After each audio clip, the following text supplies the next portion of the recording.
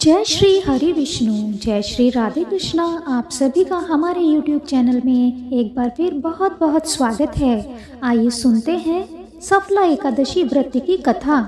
आप सभी भक्तों को हमारी ओर से सफला एकादशी व्रत की हार्दिक शुभकामनाएं। आप सभी के जीवन में लक्ष्मी नारायण की कृपा से आप सभी को सभी प्रकार के सुख समृद्धि की प्राप्ति हो, ऐसी हम प्रभु से प्रार्थना करते हैं। पोष माह के कृष्ण पक्ष में पड़ने वाली एकादशी को सफला एकादशी के नाम से जाना जाता है। जो भी भक्त सच्ची श्रद्धा के साथ, नियम और निष्ठा के साथ सफला एकादशी का व्रत करते हैं, इस दिन भगवान श्री हरि विष्णु, माता लक्ष्मी और भगवान विष्णु के नारायण स्वरूप का पूजन किया जाता है। इससे भगवान अति प्रसन्न होते हैं और अपने भक्तों के सभी प्रकार के पापों को नष्ट कर देते हैं। और जब व्यक्ति के पाप नष्ट होते हैं तभी उन्हें सांसारिक सुखों की प्राप्ति हो पाती है। यह एकादशी का व्रत जो कि अनंत गुना फलदायी माना गया है। जैसे कि नागों में शेष नाग, पक्षियों में गरुड़, ग्रहों में सूर्य और चंद्रमा, यज्ञों में अश्वमेध यज्ञ और देवताओं में भगवान विष्णु जी श्रेष्ठ माने जाते हैं, उसी प्रकार व्रतों में एकादशी व्रत सबसे श्रेष्ठ माना गया है। मनुष्य को 5 वर्ष तपस्या करने से जिस पुण्य फलों की प्राप्ति होती है, वही पुण्य श्रद्धा पूर्वक रात्रि जागरण सहित सफला एकादशी का उपवास करने से प्राप्त हो जाता है। तो आइए सुनते हैं सफला एकादशी व्रत की यह पावन कथा। कृपया कथा को श्रद्धा पूर्वक और प्रेम पूर्वक ध्यान से अंत तक सुने। बोलिए जय श्री हरि विष्णु भगवान की जय। जय हो माता लक्ष्मी जी की जय। जय हो श्री कृष्ण भगवान जी की जय। सफला एकादशी का यह महात्म्य और कथा सुनने मात्र से ही भक्तों को 1000 अश्वमेध यज्ञों के बराबर पुण्य फलों की प्राप्ति हो पाती है।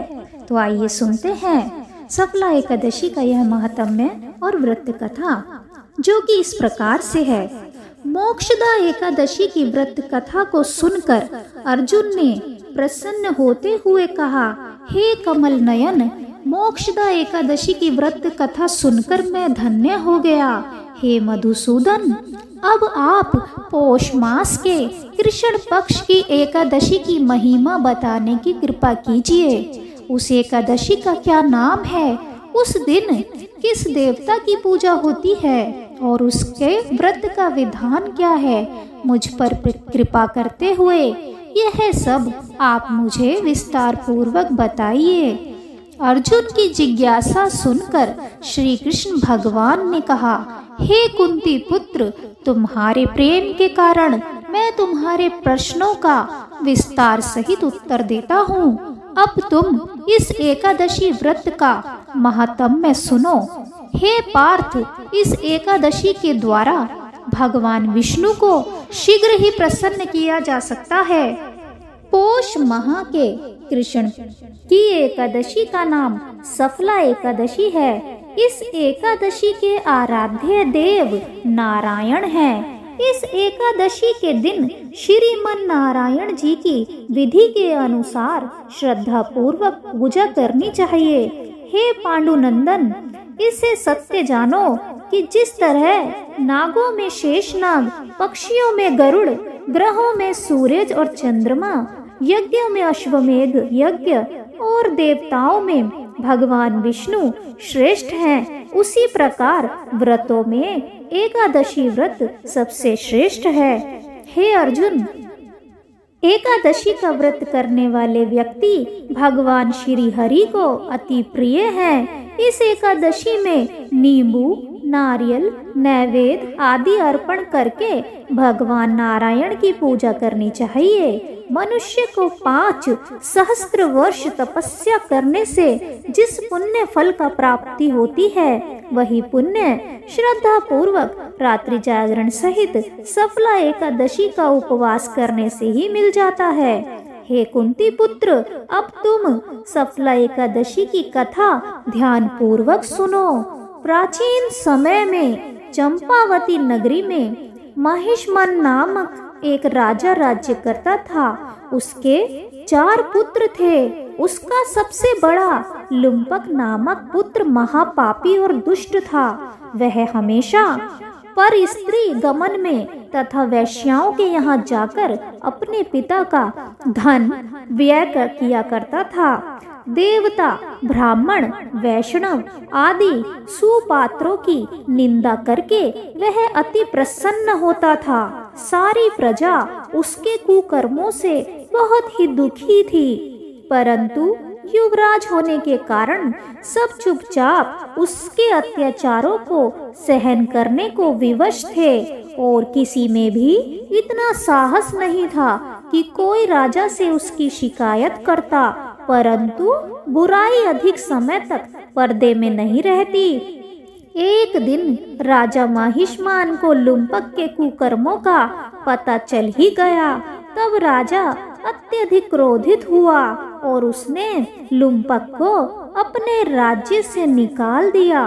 पिता द्वारा त्यागते ही लुम्पक को और सभी ने भी त्याग दिया। अब वह सोचने लगा कि मैं क्या करूं, कहाँ जाऊं। अंत में उसने रात्रि को पिता के राज्य में चोरी करने की ठानी। वह दिन में राज्य से बाहर रहने लगा और रात्रि को अपने पिता की नगरी में जाकर चोरी तथा अन्य बुरे कर्म करने लगा। रात में वह जाकर नगर के निवासियों को मारता तथा कष्ट देता।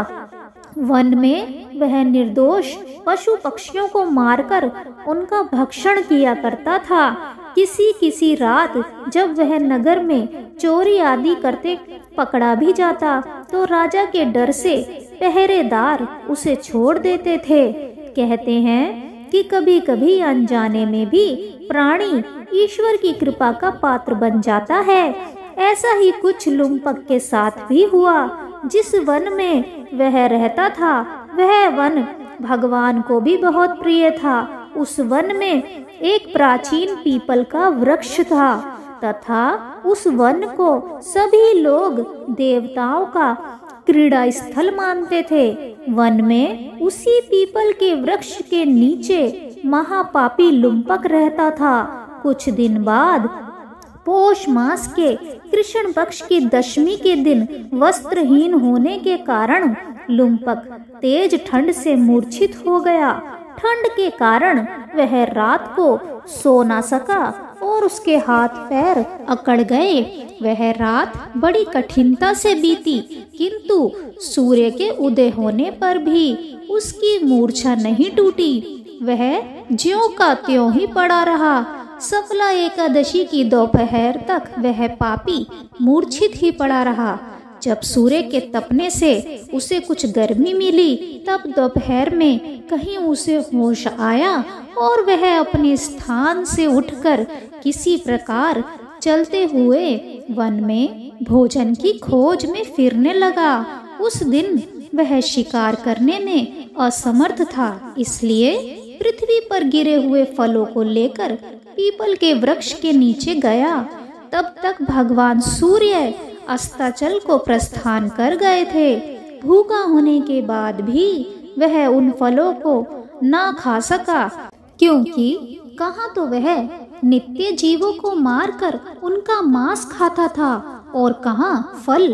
उसे फल खाना तनिक भी अच्छा नहीं लगा, अतः उसने उन फलों को पीपल की जड़ के पास रख दिया और दुखी होकर बोला, हे ईश्वर, यह फल आपको ही अर्पण है, इन फलों से आप ही तृप्त हो। ऐसा कहकर वह रोने लगा और रात को उसे नींद नहीं आई। वह सारी रात रोता रहा। इस प्रकार उस पापी से अनजाने में ही एकादशी का उपवास हो गया। उस महापापी के इस उपवास तथा रात्रि जागरण से भगवान श्री हरि अत्यंत प्रसन्न हुए और उसके सभी पाप नष्ट हो गए। सुबह होते ही एक दिव्य रथ अनेक सुंदर वस्तुओं से सजा हुआ आया और उसके सामने खड़ा हो गया। उसी समय आकाशवाणी हुई, हे युवराज, भगवान नारायण के प्रभाव से तेरे सभी पाप नष्ट हो गए हैं। अब तू अपने पिता के पास जाकर राज्य प्राप्त कर। जब यह आकाशवाणी लुम्पक ने सुनी तो वह अत्यंत प्रसन्न होते हुए बोला, हे प्रभु, आपकी जय हो। ऐसा कहकर उसने सुंदर वस्त्र धारण किए और फिर अपने पिता के पास गया। पिता के पास पहुंचकर उसने सारी कथा पिता को सुनाई। पुत्र के मुख से सारा वृतांत सुनने के बाद पिता ने अपना सारा राज्य तत्क्षण ही अपने पुत्र लुम्पक को सौंप दिया और स्वयं वन में चला गया। अब लुम्पक शास्त्रानुसार राज्य करने लगा। उसकी स्त्री, पुत्र आदि भी श्री विष्णु के परम भक्त बन गए। वृद्धावस्था आने पर वह अपने पुत्र को राज्य सौंपकर भगवान का भजन करने के लिए वन में चला गया और अंत में परम पद को प्राप्त हुआ। हे पार्थ, जो मनुष्य श्रद्धा व भक्ति पूर्वक इस सफला एकादशी का उपवास करते हैं, उनके सभी पाप नष्ट हो जाते हैं और अंत में मुक्ति प्राप्त होती है। हे अर्जुन, जो मनुष्य इस सफला एकादशी के महात्म्य को नहीं समझते, उन्हें पूंछ और सींगों से विहीन पशु ही समझना चाहिए। सफला एकादशी के महात्म्य को पढ़ने अथवा श्रवण करने से प्राणी को राजसूय यज्ञ के समान फल प्राप्त होता है। तो यह थी सफला एकादशी के दिन सुने जाने वाली कथा और सफला एकादशी का महात्म्य। यह सफला एकादशी की कथा हमें भगवान के अति कृपा होने का भान कराती है। यदि कोई मनुष्य अज्ञानवश भी प्रभु का स्मरण करे तो उससे पूर्ण फल की प्राप्ति होती है। यदि मनुष्य निश्चल भाव से अपने पापों की क्षमा मांगे तो भगवान उसके बड़े से बड़े पापों को भी क्षमा कर देते हैं। लुम्पक जैसा महापापी भी भगवान श्री हरि की कृपा से वैकुंठ का अधिकारी बना। एक बार फिर आप सभी को हमारी ओर से सफला एकादशी की हार्दिक शुभकामनाएं। ईश्वर आपकी सभी मनोकामनाएं पूर्ण करे, ऐसी हम ईश्वर से प्रार्थना करते हैं। वीडियो अच्छा लगे तो वीडियो को लाइक ज़रूर कीजिए, शेयर कीजिए और यदि आपने अभी तक हमारे चैनल को सब्सक्राइब नहीं किया है और यदि आप हमारे चैनल पर नए हैं तो कृपया चैनल को अभी लाल बटन दबाकर सब्सक्राइब कर लीजिए। साथ ही बेल आइकन को भी प्रेस कर दीजिए ताकि हमारी आने वाली सभी नई वीडियोस की जानकारी आपको सबसे पहले मिले। Thank you for watching.